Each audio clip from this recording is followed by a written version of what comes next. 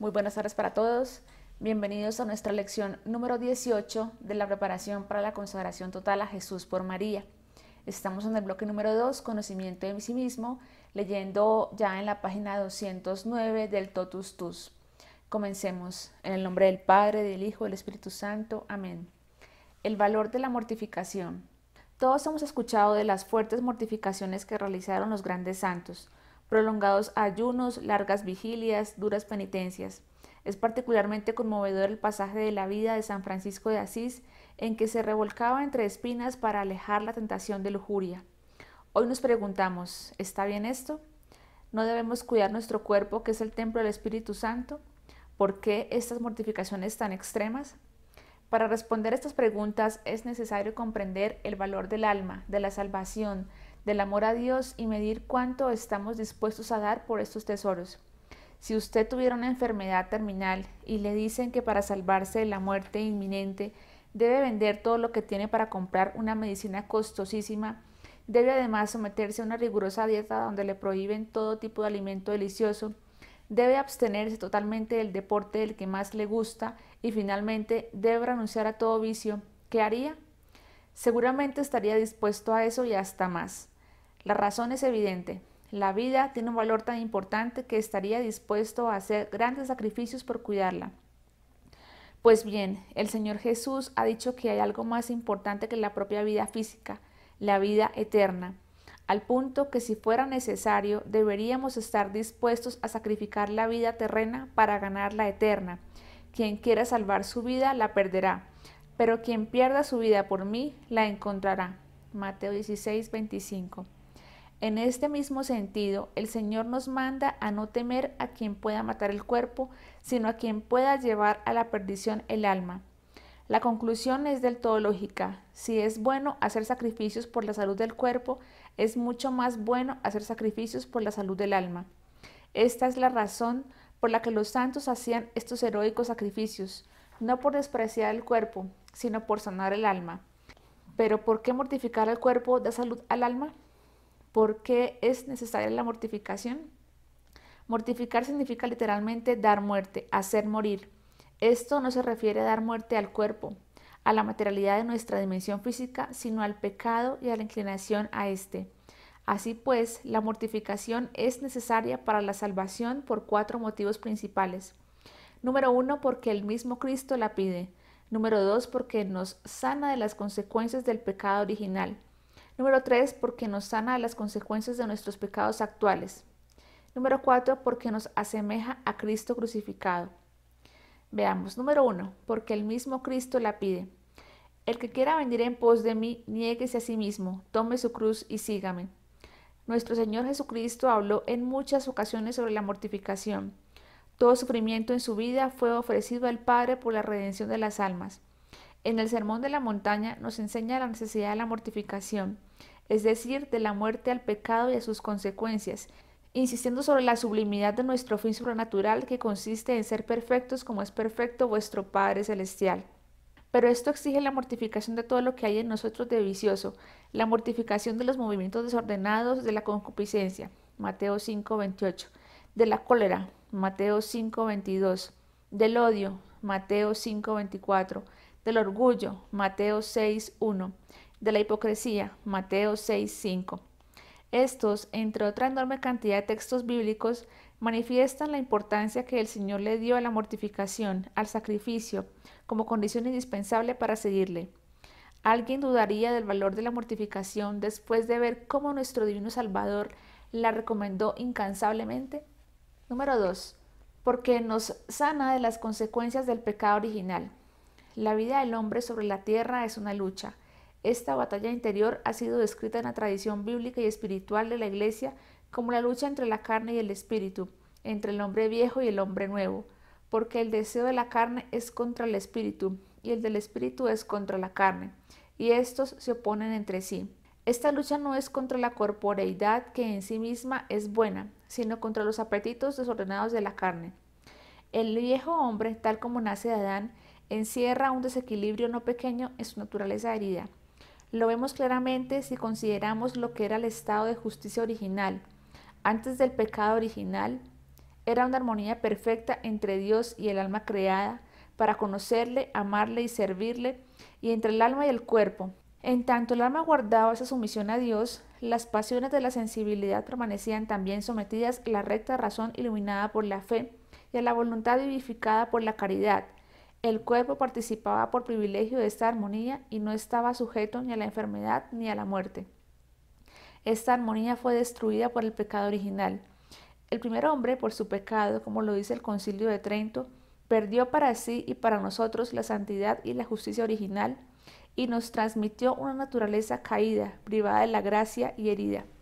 Preciso es reconocer con Santo Tomás que venimos al mundo con la voluntad alejada de Dios, inclinada al mal, débil para el bien, con una razón que fácilmente cae en el error y la sensibilidad violentamente inclinada al placer desordenado y a la cólera, fuente de injusticias de toda clase.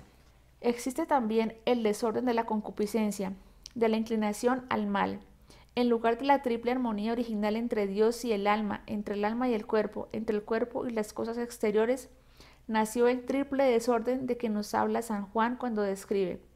Porque todo lo que hay en el mundo es concupiscencia de la carne, concupiscencia de los ojos y soberbia de la vida, lo cual no nace del Padre, sino del mundo.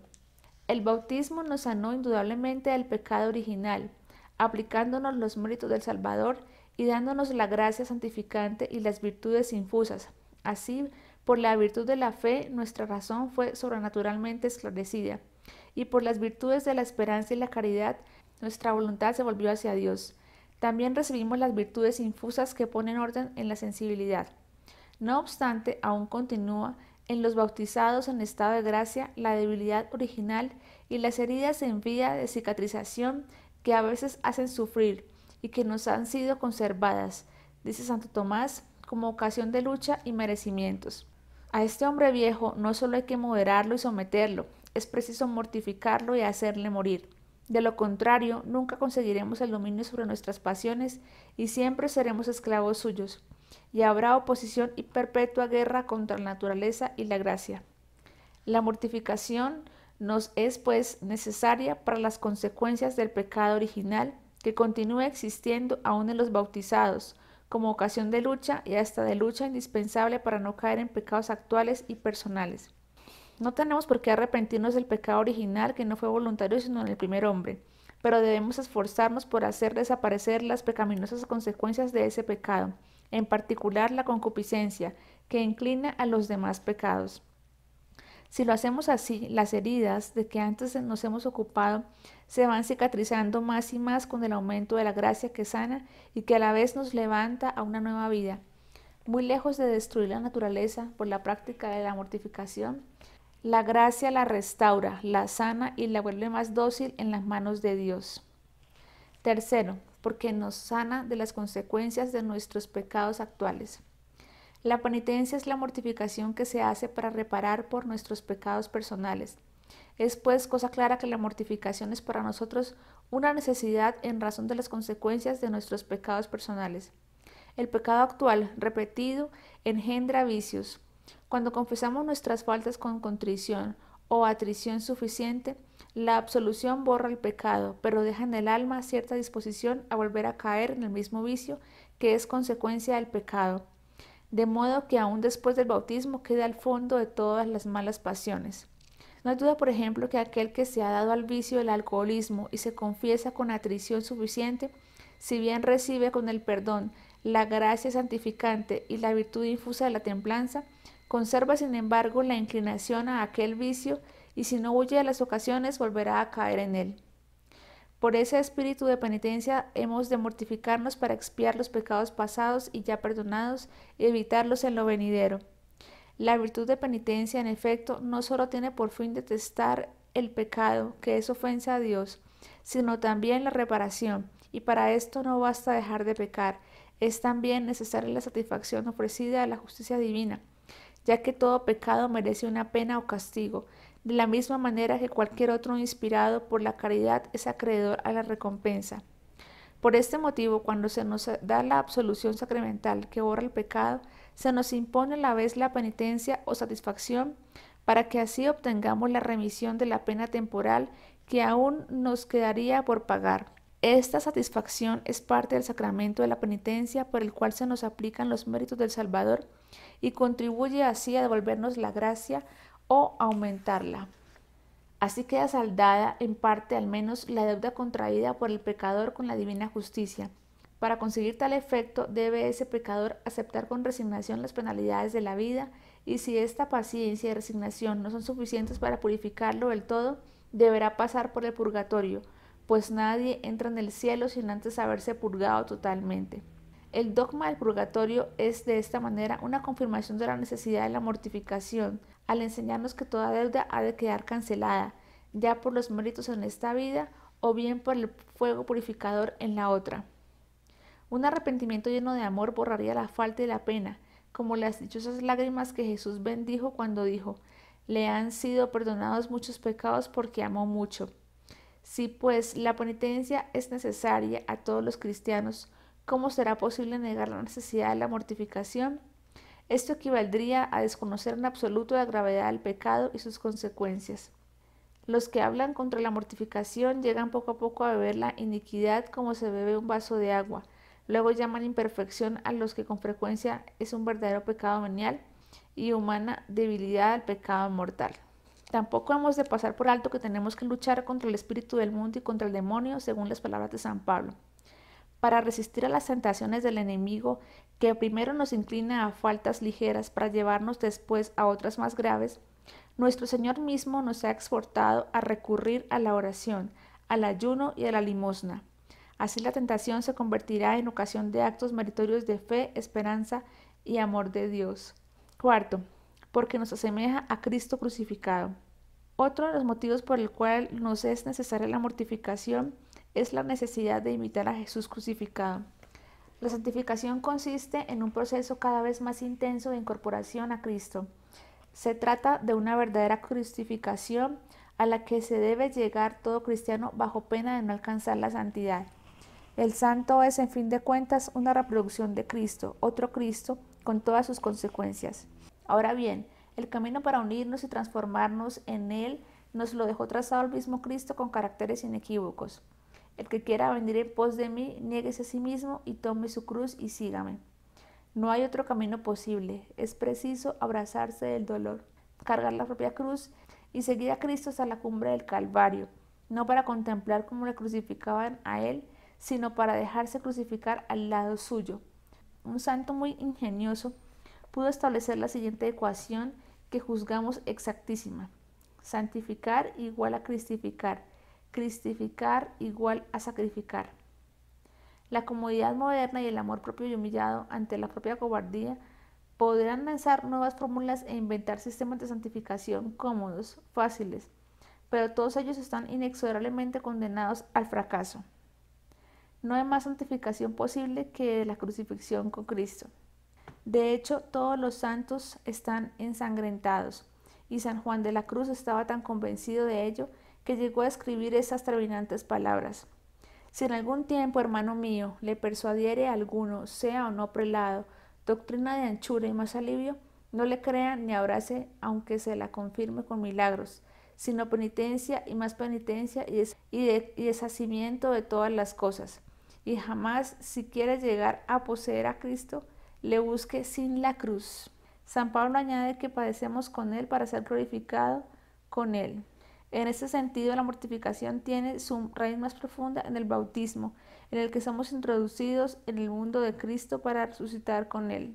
El apóstol de los gentiles vivió profundamente lo que enseñó, por eso pudo escribir: mas este tesoro lo llevamos en vasos de barro, para que se reconozca que la grandeza del poder es de Dios y no nuestra. Nos vemos acosados en toda suerte de tribulaciones, pero no por eso perdemos el ánimo. Nos hallamos en graves apuros, mas no desesperamos. Somos perseguidos, mas no abandonados por Dios. Abatidos, mas no enteramente perdidos. Traemos siempre en nuestro cuerpo por todas partes la mortificación de Jesús, a fin de que la vida de Jesús se manifieste también en nuestros cuerpos. Así es que la muerte imprime sus efectos en nosotros, mas en vosotros la vida, y narra otra suerte de luchas en 1 Corintios 4:9.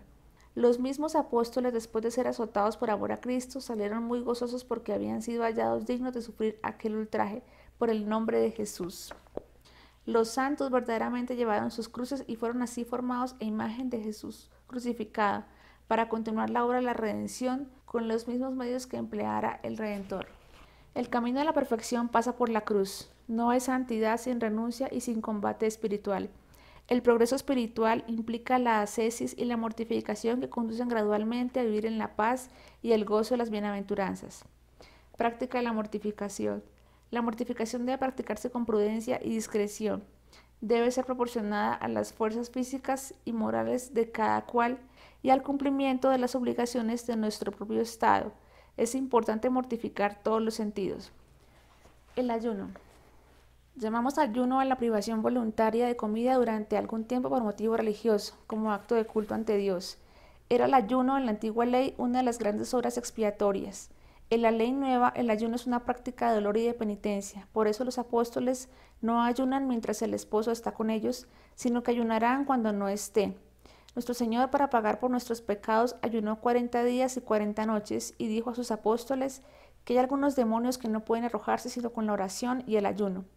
Fiel a esas enseñanzas, ha instituido la Iglesia el ayuno de la Cuaresma, de las vigilias y de las temporadas para que los fieles puedan expiar sus pecados. Muchos de esos proceden directa o indirectamente de la afición de los placeres sensibles, de exceso en el comer o en el beber, y no hay mejor manera de repararlos que privarse del alimento, lo cual ataca la raíz del mal, porque mortifica el amor a los placeres de la carne. Esta es la razón de que los santos hayan practicado tan frecuentes ayunos, aún fuera de los tiempos señalados por la Iglesia. Los cristianos fervorosos los imitan, o por lo menos procuran guardar en parte el ayuno propiamente dicho, privándose de algún alimento en cada una de las comidas para ir matando así la sensualidad. Pero no solo nuestro Señor Jesucristo y la Iglesia recomiendan vivamente el ayuno, también Nuestra Señora en sus apariciones ha pedido insistentemente el ayuno. El ayuno es importante porque nos ayuda a vencer las tentaciones de lujuria, pues los placeres de la mesa preparan los de la carne. La gula es la antesala a la lujuria. Por esta razón hay que mortificar el sentido del gusto. Hasta aquí la lectura del día. La práctica hoy es hacer ayuno el viernes próximo de la siguiente manera: medio desayuno, almuerzo completo y media cena. Entre comidas, solo agua. Ofrecerlo en reparación por los propios pecados. Gloria al Padre, al Hijo y al Espíritu Santo, como era en un principio, ahora y siempre, por los siglos de los siglos. Amén. En el nombre del Padre, del Hijo y del Espíritu Santo. Amén.